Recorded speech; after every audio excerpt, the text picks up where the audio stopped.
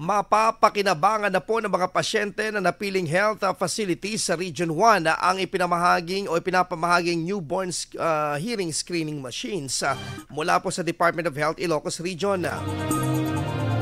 Sumailalim po sa ilang kawani ng mga napiling ospital sa pagsasanay ukol sa wastong paggamit ng naturang kagamitan maging sa newborn hearing screening personnel certification course.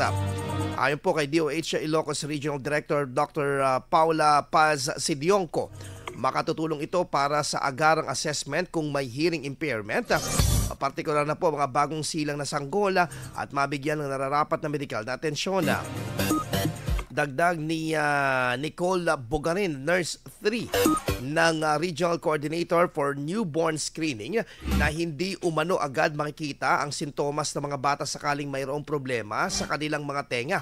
Kaya mahalaga ang pagsasailalim ng lahat ng mga bagong panganak sa hearing screening upang maagapan din at ang paglunas dito.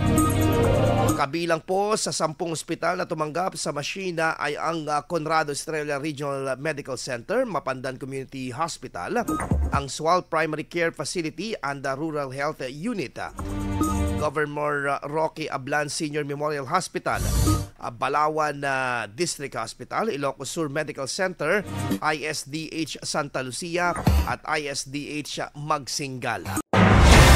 IFM News. IFM News. IFM News.